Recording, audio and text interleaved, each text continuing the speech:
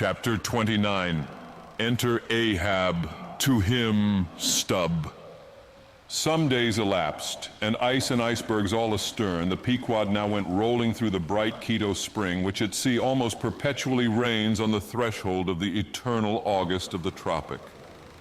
The warmly cool, clear, ringing, perfumed, overflowing, redundant days were as crystal goblets of Persian sherbet heaped up, flaked up with rosewater snow.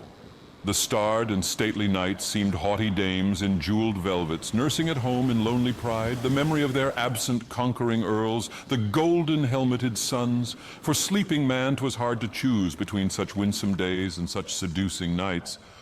But all the witcheries of that unwaning weather did not merely lend new spells and potencies to the outward world. Inward they turned upon the soul, especially when the still mild hours of eve came on. Then memory shot her crystals as the clear ice most forms of noiseless twilights, and all these subtle agencies more and more they wrought on Ahab's texture. Old age is always wakeful, as if the longer linked with life, the less man has to do with aught that looks like death. Among sea commanders, the old graybeards will oftenest leave their berths to visit the night-cloaked deck. It was so with Ahab, only that now of late he seemed so much to live in the open air that, truly speaking, his visits were more to the cabin than from the cabin to the planks. "It feels like going down into one's tomb," he would mutter to himself, "for an old captain like me to be descending this narrow scuttle, to go to my grave-dug berth." So almost every 24 hours, when the watches of the night were set, and the band on deck sentineled the slumbers of the band below, and when if a rope was to be hauled upon the forecastle, the sailors flung it not rudely down, as by day, but with some cautiousness dropped it to its place for fear of disturbing their slumbering shipmates. When this sort of steady quietude would begin to prevail, habitually, the silent steersman would watch the cabin scuttle, and ere long the old man would emerge, gripping at the iron banister, to help his crippled way. Some considering touch of humanity was in him, for at times like these he usually abstained from patrolling the quarterdeck, because to his wearied mates, seeking repose within 6 inches of his ivory heel, such would have been the reverberating crack and din of that bony step that their dreams would have been on the crunching teeth of sharks.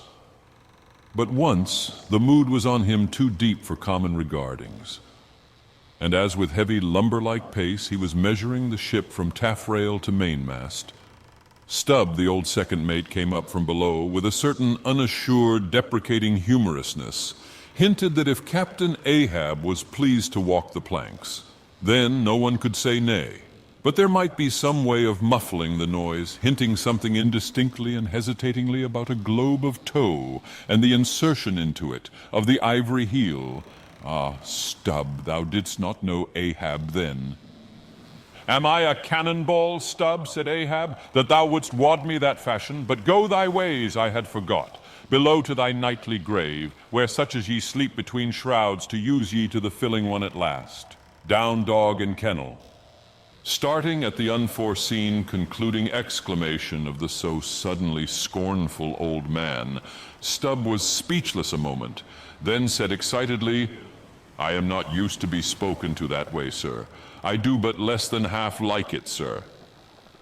"Avast!" gritted Ahab between his set teeth and violently moving away as if to avoid some passionate temptation. "No, sir, not yet," said Stubb, emboldened. "I will not tamely be called a dog, sir." "Then be called 10 times a donkey and a mule and an ass, and begone, or I'll clear the world of thee." As he said this, Ahab advanced upon him with such overbearing terrors in his aspect that Stubb involuntarily retreated. "I was never served so before without giving a hard blow for it," muttered Stubb as he found himself descending the cabin scuttle.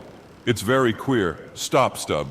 Somehow now I don't well know whether to go back and strike him or, what's that, down here on my knees and pray for him? Yes, that was the thought coming up in me, but it would be the first time I ever did pray. It's queer, very queer, and he's queer too.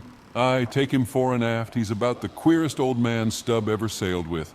How he flashed at me, his eyes like powder pans. Is he mad? Anyway, there's something on his mind, as sure as there must be something on a deck when it cracks. He ain't in his bed now either, more than 3 hours out of the 24, and he don't sleep then. Didn't that doughboy, the steward, tell me that of a morning he always finds the old man's hammock clothes all rumpled and tumbled, and the sheets down at the foot, and the coverlid almost tied into knots, and the pillow a sort of frightful hot, as though a baked brick had been on it. A hot old man. I guess he's got what some folks ashore call a conscience. It's a kind of tick-dolly row, they say, worse nor a toothache. Well, I don't know what it is, but the Lord keep me from catching it. He's full of riddles. I wonder what he goes into the afterhold for every night, as Doughboy tells me he suspects. What's that for, I should like to know? Who's made appointments with him in the hold? Ain't that queer now? But there's no telling. It's the old game. Here goes for a snooze. Damn me, it's worth a fellow's while to be born into the world, if only to fall right asleep. And now that I think of it, that's about the first thing babies do. And that's a sort of queer, too. Damn me, but all things are queer, come to think of 'em. But that's against my principles. Think not is my 11th commandment, and sleep when you can is my 12th. So here goes again. But how's that? Didn't he call me a dog? Blazes, he called me 10 times a donkey and piled a lot of jackasses on top of that. He might as well have kicked me and done with it. Maybe he did kick me and I didn't observe it. I was so taken all aback with his brow, somehow. It flashed like a bleached bone. What the devil's the matter with me? I don't stand right on my legs. Coming afoul of that old man has a sort of turned me wrong side out. By the Lord, I must have been dreaming, though. How? But the only way is to stash it. So here goes to hammock again. And in the morning, I'll see how this plaguey juggling thinks over by daylight.